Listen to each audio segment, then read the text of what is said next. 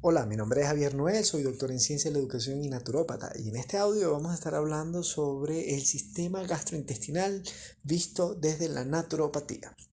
Lo primero que hay que entender es que desde visiones como la naturopatía, la fragmentación o separación del organismo en distintos sistemas, como por ejemplo el sistema gastrointestinal, es un elemento importante desde un punto de vista teórico, pero insuficiente desde un punto de vista concreto, ya que todo el organismo es una unidad inseparable. La separación funciona porque nos permite entender ciertos procesos, pero en realidad si nos quedamos en esa separación, perdemos la noción de la realidad y pues se ve invisibilizado, por ejemplo, la relación del sistema nervioso, el sistema hormonal con el sistema gastrointestinal. Por lo tanto, sería más difícil entender cómo, por ejemplo, el estrés afecta a nuestro sistema gastrointestinal. Muy bien, comprendiendo esto, vamos a hablar entonces del sistema gastrointestinal. Como sabemos, el sistema gastrointestinal inicia en la boca y termina en el ano.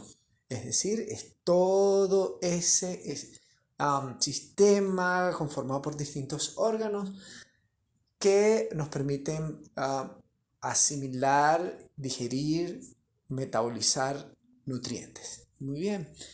Es así que lo primero que tenemos que entender es que el estilo de vida y alimentación es fundamental para comprender el sistema gastrointestinal.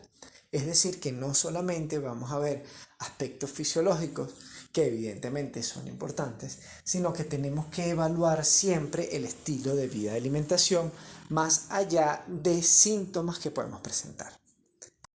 Muy bien, entonces comprendiendo además el contexto histórico en el que nos desenvolvemos, sabemos que la mayoría de los casos de problemas gastrointestinales están asociados al tipo de alimentos que consumimos.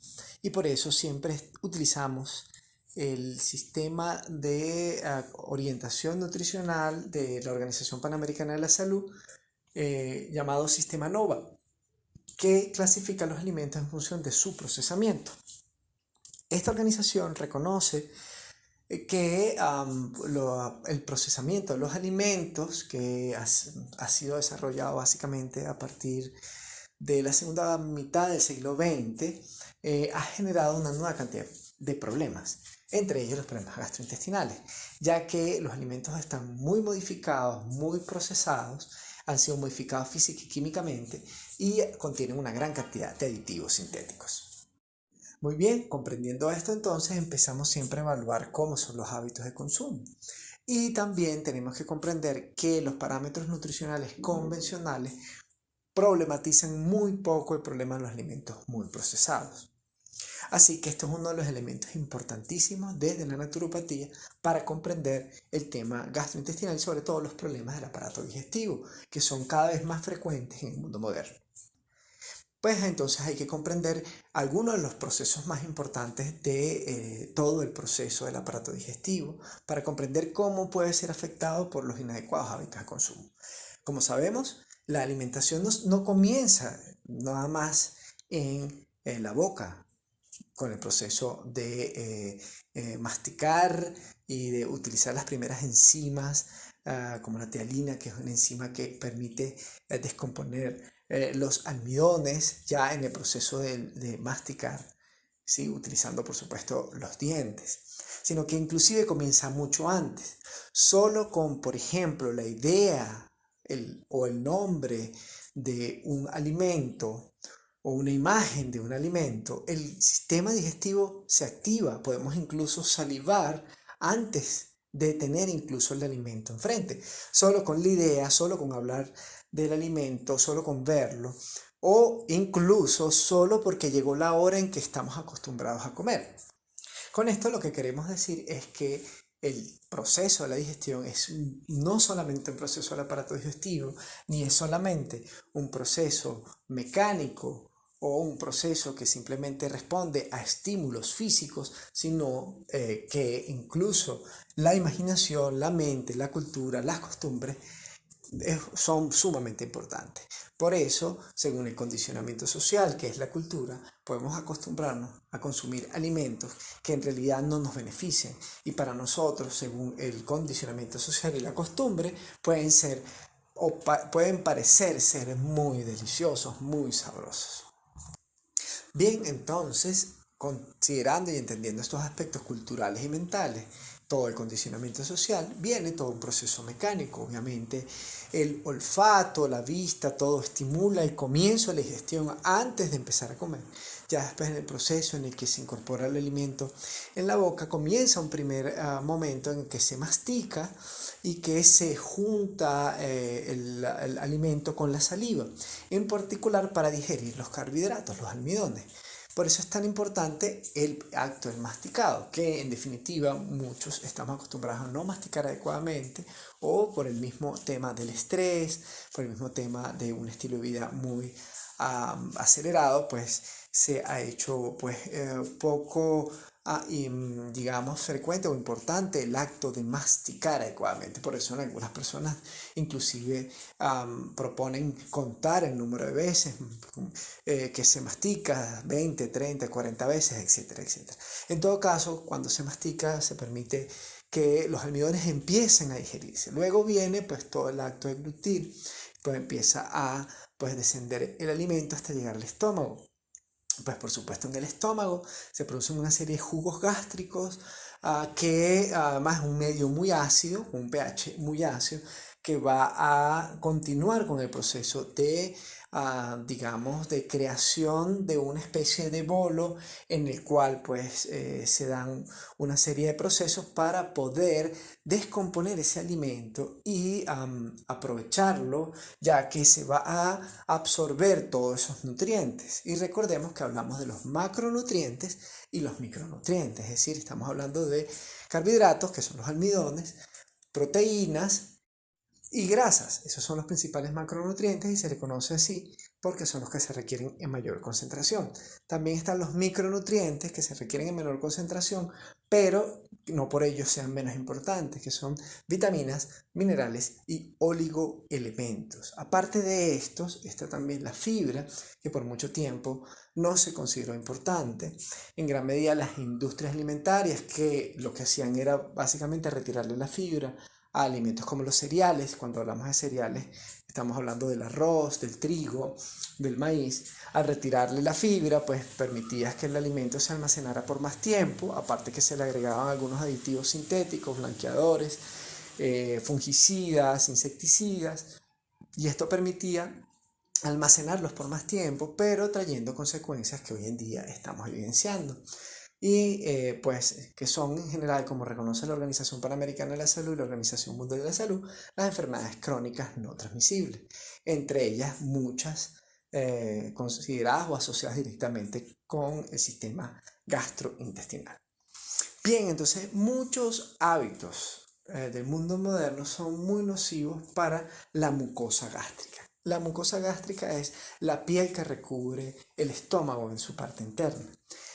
Esta irritación de la mucosa gástrica asociada, por ejemplo, al exceso de consumo de café, de alimentos muy procesados, de harinas, de fármacos incluso, es simplemente que se va, digamos, generando unas lesiones internas. Estas lesiones generan incluso úlceras y pues una molestia muy grande y pues que incluso pueden estar asociadas a lo que se conoce como gastritis. La gastritis es una inflamación de la mucosa gástrica por producto básicamente, primero, de estos hábitos alimenticios, pero también del estrés, ya que el estrés, que es un fenómeno más asociado al sistema endocrino, al sistema nervioso, genera también una serie de procesos y reacciones, sobre todo cuando se produce de manera prolongada, sin resolución, va generando una serie de reacciones como por ejemplo que la sangre que debería estar alrededor de esta mucosa gástrica del estómago se vaya a las extremidades porque el organismo está en modo de supervivencia y asume que va a correr, a huir o a esconderse por el efecto del estrés. Esa reducción de la sangre alrededor del estómago y todo el sistema gastrointestinal genera también problemas importantes, alteración de los jugos gástricos y por supuesto también eso está asociado a lo que se conoce como gastritis. Ya las úlceras son también bastante delicadas ya que literalmente son unas heridas mucho más grandes del estómago, bien, sobre todo la mucosa, pues de la mucosa interna. Muy bien, eso es un proceso importante que hay que considerar. Hay que ayudar al organismo a mantener su equilibrio en el pH, un pH ácido. El estómago por naturaleza es un medio ácido para poder generar todos esos procesos digestivos. Muy bien. Un elemento común que puede ocurrir es el que aparezca la famosa Helicobacter pylori y usualmente el tratamiento convencional se basa en uso de antibióticos. Desde la naturopatía se procura trabajar más que en atacar la bacteria, que además es una bacteria que es parte de nuestra naturaleza, lo que pasa es que se ha ubicado en un lugar donde no le corresponde. Pues en vez de atacarlo, nos enfocamos más en generar un ambiente que no sea el propicio para que aparezca la bacteria. Bien, la bacteria, como el Helicobacter pylori, se aloja en el estómago porque hay unas condiciones que le permiten que se desarrolle. Y estas condiciones están asociadas a estrés y sobre todo a hábitos de consumo, inclusive higiene postural. Dependiendo de cómo sea mi postura, yo puedo pues generar también unas deformaciones del estómago en la parte baja que genere también una especie de reflujo entre el intestino delgado y el estómago que va a generar que en esa área se desarrolle un ambiente idóneo para que se aloje la bacteria. Entonces ahí con el estilo de vida y alimentación, por supuesto también trabajamos con alimentos y con plantas medicinales, ayudamos a contrarrestar que digamos que ese medio sea adecuado para la bacteria, más bien generando un medio equilibrado, adecuado para el ser humano, generando que la bacteria también desaparezca. Puede inclusive hacerse un tratamiento continuo o conjunto con la medicina convencional, es decir, una persona puede estar con una terapia de antibióticos desde un modelo de medicina convencional y desde la naturopatía podemos darle todo el apoyo para, por ejemplo, evitar los efectos colaterales nocivos que ocurren con el antibiótico que usualmente los médicos no trabajan. Bien, y eso se hace a través de también una alimentación determinada para contrarrestar los efectos colaterales de los fármacos. Pero aparte de eso, también esa alimentación y otras terapias que no van a afectar el uso del antibiótico pueden apoyar el proceso de también reducir o cambiar el medio para que la bacteria no esté cómoda y desaparezca. Es decir, que apoyaríamos, por un lado, el fármaco estaría atacando la bacteria, pero por el otro lado se está limpiando lo que nosotros llamamos el terreno, que es el cuerpo, que es el tejido en el que se ha alojado la bacteria. Es decir, que puede hacerse un trabajo incluso conjunto, no necesariamente tiene que haber una contradicción entre un modelo y otro. Bien, ya trabajando con ese tema, vemos cómo el alimento que ya viene en forma de bolo pasa hacia el intestino delgado. El intestino delgado es bastante largo, se calcula que mide unos 5 o 6 metros y su medio es alcalino, es decir, que no puede trabajar en un medio ácido como lo que viene del estómago.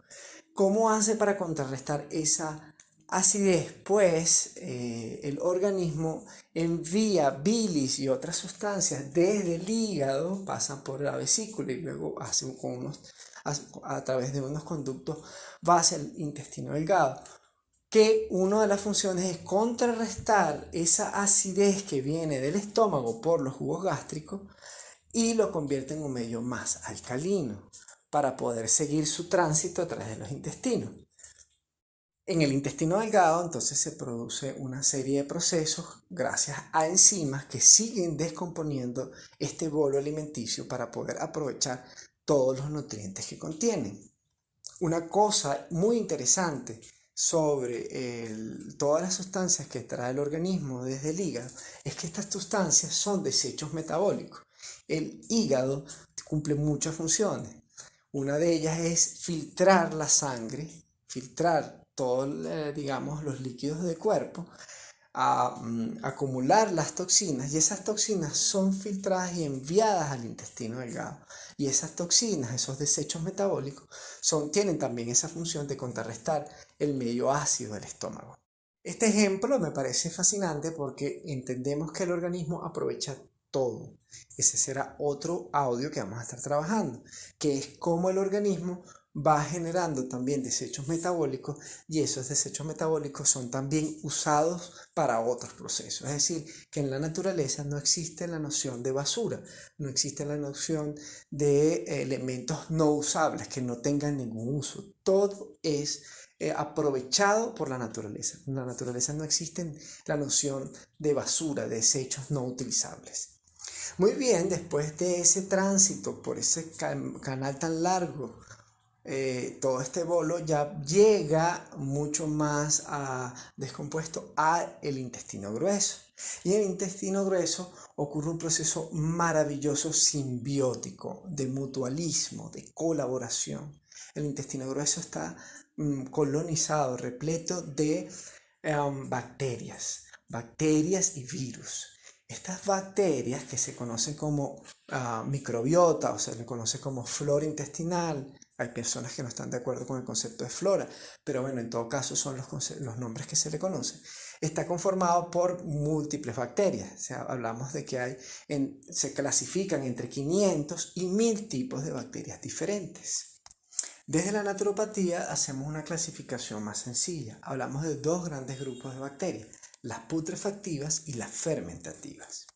Lo más interesante es que se sabe que la flora fermentativa es la que se encarga básicamente de descomponer, de fermentar los alimentos de origen vegetal, mientras que la flora putrefactiva se desarrolla y descompone los alimentos de origen animal, además de pues, los alimentos procesados. Esta microbiota tiene que tener un equilibrio, es un equilibrio muy dinámico, muy cambiante, y pues cuando hay un desequilibrio importante se generan múltiples problemas que incluso afectan otros órganos y otros sistemas.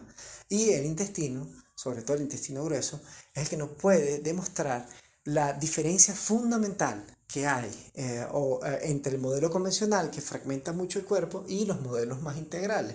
Porque se sabe y se conoce, se tiene certeza, y en la práctica terapéutica se trabaja muchísimo la asociación de la microbiota intestinal con cantidad de enfermedades, o por el contrario, por ejemplo, fortalecer el sistema inmunológico, como por ejemplo mejorar las condiciones neurológicas, mejorar el sistema endocrino, tratar por ejemplo síndromes como síndrome Hashimoto, que está asociado con el problema de la tiroides, diabetes, cáncer. Es decir, que cualquier problema de salud, sobre todo los problemas crónicos, pero inclusive también los infecciosos, porque estamos hablando del sistema inmunológico, están directamente asociados con esta microbiota intestinal, lo cual resulta verdaderamente asombroso y maravilloso. Otro dato interesante es que, por ejemplo, el apéndice, que se decía hasta hace muy poco que no tenía ninguna función y que podía ser el resto evolutivo de un órgano distinto, en realidad hoy en día hay algunas personas y algunos especialistas que están planteando que es una especie de reservorio de flora o de microbiota intestinal en los casos de que haya un proceso diarreico, que es algo muy común que la gente, cualquier individuo humano va a vivirlo varias veces en su vida, ya que es un proceso defensivo. Cuando el organismo se enfrenta a algún alimento en descomposición que no está en buen estado, que puede generar algún problema severo, algún daño importante, el organismo reacciona con diarreas, y en esas diarreas se barre la flora intestinal, quedando en el apéndice un reservorio para que rápidamente vuelva a colonizar una vez que se logre la limpieza de manera natural de los intestinos. Estos son datos bien interesantes porque empezamos a ver entonces el cuerpo humano de una manera distinta, y nos aproximamos al enfoque de la naturopatía, que está más relacionado al equilibrio interorgánico, a la homeostasis. Bien, entonces se sabe que cuando hay mayor proporción de flora fermentativa saludable, el organismo está mucho más sano, el sistema inmunológico está fortalecido, se absorben y se asimilan todos los nutrientes necesarios, porque el intestino grueso absorbe a través de los cilios intestinales, que son unas especies de vellosidades, absorbe agua, pero además también absorbe nutrientes. Es así que teniendo una flora adecuada, fermentativa en mayor proporción, tenemos un intestino además limpio de un organismo que defeca diariamente, permite entonces tener un sistema muy sano que funcione adecuadamente y que mantiene el equilibrio interorgánico, porque además es fundamental para todo el organismo porque, como dice el antiguo adagio, somos los que comemos. Es decir, que todo eso es absorbido para constituir todos nuestros órganos, tejidos y células. Por el contrario, si nuestra flora intestinal está en desequilibrio, donde hay un desarrollo de una flora putrefactiva en grandes proporciones, esta flora putrefactiva genera muchos desechos metabólicos, se generan gases, se genera mal olor y aparte, pues también, evidentemente, genera que hayan otras bacterias, virus, parásitos, hongos que generan desequilibrio y enfermedad. Muchas de estas toxinas, que son reabsorbidas por el organismo, tratan de ser eliminados por otros órganos de eliminación. Según el sistema básico de Pitschinger o la teoría del ensuciamiento, el organismo utiliza varios órganos de eliminación aparte de los intestinos y a través de procesos de filtrado, por decirlo de una manera muy común. Este filtrado se genera a través, por ejemplo, de los riñones y eliminamos toxinas por la orina, pero también por la piel, también por los pulmones y también por el hígado, y el hígado vuelve nuevamente a enviar esas toxinas a los intestinos, generando entonces una especie de círculo vicioso. Muchas veces entonces cuando nosotros vemos cómo están funcionando estos órganos de eliminación y vemos cómo es la frecuencia de eliminación intestinal y vemos a su vez cómo es el estilo de vida y alimentación, vemos y evaluamos además cómo es el proceso de cómo son las heces, la frecuencia de la eliminación intestinal, todo eso nos va a decir muchísimo de cómo está el cuerpo internamente y cómo está su proceso de equilibrio. Otro ejemplo muy interesante es cómo en la antigüedad o en anteriores generaciones las abuelas trataban la flema de los niños con aceite de ricino. El aceite de ricino de tártago es un purgante que genera un par de diarreas, limpiando los intestinos. Muchas veces la flema en los niños está asociado a toxicidad en los intestinos. Esta toxicidad en los intestinos que no puede ser eliminado, bien sea porque hay algo de estreñimiento o bien sea porque la cantidad de toxinas es superior a la capacidad del organismo de eliminarlo, es reabsorbido por el cuerpo y puede ser tratado de eliminar a través de los pulmones en forma de flema. La flema es una mucosidad que surge en todo el sistema respiratorio, que tiene una función defensiva para evitar que polvo, polen, bacterias, etcétera, lleguen directamente a la mucosa respiratoria. Esta flema tiene que ser una capa muy leve, pero cuando hay mucha toxicidad intraorgánica, esa flema es muy abundante. Entonces, por eso funcionaba que las abuelas les daban a los niños aceite de ricino para purgarlo y eso eliminaba el constante flema, incluso las gripes constantes en los niños. Eso tiene una importante lógica y está aquí explicada en lo que estamos comentando sobre la salud intestinal. Lo propio ocurre con la piel. La piel también nos va a indicar mucho cómo está el cuerpo, si hay acné, si hay alergia. Esto nos podría estar indicando evidentemente que hay mucha toxicidad interna y que el cuerpo está tratando de eliminarlo por la piel. Esta eliminación de toxinas genera que el terreno, que es la piel, tenga unas condiciones en las cuales, por ejemplo, puedan alojarse bacterias, puedan alojarse hongos o puedan generarse reacciones inmunológicas porque el organismo reconoce que hay un ente patógeno en la piel y en realidad se tratan de toxinas que provienen de los intestinos. Bien, y que a su vez vienen de los hábitos de consumo y la incapacidad de eliminación. Por lo tanto, hay todo un desequilibrio, pero también del estrés, porque resulta que cuando hay un estrés que es continuo, estas hormonas y neurotransmisores de estrés van generando procesos que desarrollan muchos desechos metabólicos. Entonces también se genera una intoxicación que se une con lo que proviene de los intestinos. Lo propio ocurre con todas las sustancias que produce el organismo.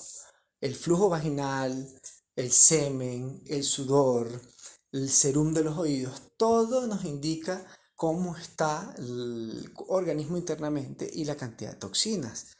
Bien, incluso constantes problemas de micosis vaginales, de problemas vaginales, están asociadas a mucha toxicidad que pueden estar asociadas a su vez con el estreñimiento. Cuando entonces logramos un equilibrio en esa flora intestinal y limpiamos los intestinos, pues genera muchas veces que todos esos procesos mejoren enormemente. Por supuesto, no es la única tratamiento en cualquiera de los problemas nombrados anteriormente, pero siempre tiene que ser un proceso, un coadyuvante importantísimo para tratar cualquier tipo de enfermedad. De igual manera, vienen todos los temas de inflamación intestinal, gases, meteorismo, colon irritable.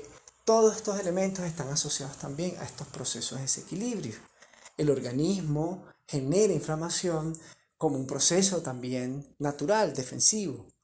El organismo, por ejemplo, puede percibir que hay un ente dañino, que puede ser una toxina o un ente patógeno como un parásito o una bacteria, y envía una serie de sustancias inflamatorias, hormonas inflamatorias, proinflamatorias, y esta inflamación genera también a su vez que se den otros procesos inmunológicos en los que hay células del sistema inmunológico que van a atacar los posibles agentes patógenos. Pero a veces no es un agente patógeno la base, sino en realidad es una base de toxinas incorporadas, acumuladas. Entonces se genera un proceso inflamatorio, y si además hay mucho estrés, el estrés y hormonas como el cortisol inhiben los procesos naturales de desinflamación, por lo tanto la inflamación se vuelve crónica. Y por ejemplo, se sabe que procesos como tumores y como por ejemplo pues el cáncer empieza siempre y está siempre asociado con factores relacionados a inflamación crónica. Es así que empezamos a entender y ver entonces el organismo como una totalidad, y ver y entender la importancia del sistema gastrointestinal, tanto en el proceso inicial como en el proceso que desde asimilación y absorción de nutrientes, como en el proceso de eliminación. Desde la naturopatía nosotros hablamos de dos grandes macrofunciones fundamentales, que son procesos que integran todo el organismo, donde no podemos separarlos por órganos y por sistemas. Cuando hablamos de asimilación, vimos cómo la asimilación de nutrientes, la digestión, no solamente involucra el sistema gastrointestinal, sino que también está incorporado el sistema neurológico, el sistema endocrino, el sistema óseo también, porque el acto de masticar es un acto también que se logra gracias a los huesos, a todo el sistema óseo. Así, muscular también, porque son músculos los que también generan este proceso. Fíjense que incluso los intestinos se mueven, y ese es otro problema que puede generar estreñimiento. Si hay sedentarismo, ¿sí? Cuando ante el sedentarismo, eso puede generar que los movimientos peristálticos, que son músculos que van moviendo los intestinos, sean muy lentos, y eso hace entonces más difícil la eliminación intestinal y genera estreñimiento, y como vimos, el estreñimiento genera toda una gran cantidad de procesos, y esos movimientos peristálticos son del sistema muscular, pero también son del sistema nervioso, etcétera, etcétera, etcétera. Es un todo integrado. Por eso fragmentarlo y separarlo, y esa visión muy específica, hiperespecializada, que ayuda para muchos casos, en otros casos no nos permite entender la totalidad del proceso. De esta manera también entendemos que la naturopatía es una visión multicausal, es decir, que siempre vamos a ver las múltiples causas que están asociadas al fenómeno salud-enfermedad. Así como estamos viendo lo complejo que es la asimilación de nutrientes, que es esa macrofunción asimilación, también podemos ver y entender que ese mismo proceso de asimilación está acompañado de otro proceso que parece opuesto, que es la macrofunción eliminación. Por lo tanto, y cuando vemos la relación de estas dos, que es la eliminación de toxinas y la asimilación de nutrientes, si hay problemas de eliminación de toxinas, porque hay estreñimiento, por ejemplo, va a haber también problemas de asimilación, porque cuando el organismo trata de absorber nutrientes a través del intestino grueso, lo que se va a conseguir es una capa de heces y de toxinas acumuladas, y esas toxinas ingresan al organismo y esas toxinas van a todos los tejidos, van a todos los órganos, y eso nos puede generar distintos problemas, como por ejemplo ovario poliquístico, como por ejemplo síndrome Hashimoto, como por ejemplo incluso asociado a demencia senil, asociado a problemas neurológicos, asociado a la depresión. Todo eso está vinculado al sistema gastrointestinal. Miren la importancia que hay. Muchas veces también, si tenemos problemas gastrointestinales, podemos también tener problemas emocionales severos. Y tratar de solucionar el problema emocional solo desde un punto de vista mental, psicológico, no va a ser suficiente, porque también hay un asidero físico que puede ser, además de neurológico, también puede ser gastrointestinal. Pero cuando vamos al especialista, el psicólogo, de repente te puede enviar a un psiquiatra o te puede enviar a un neurólogo, pero no te va a remitir a un gastroenterólogo. No lo va a ver, no va a haber esa relación. Y muchas veces, como fue mi propio caso, muchos de los problemas de depresión y problemas, digamos, psicoafectivos mejoraron enormemente con los cambios de estilo de alimentación y con mejorar la eliminación intestinal. Es una cosa realmente increíble, fascinante, porque además es muy sencilla. En realidad es muy fácil, hablando de un punto de vista material. Lo difícil en realidad es salir de la programación, es salir del hábito, salir del condicionamiento social de una sociedad, de una cultura de la enfermedad, del estrés, de los malos hábitos. Esa es la parte más complicada, pero lo material es sumamente sencillo.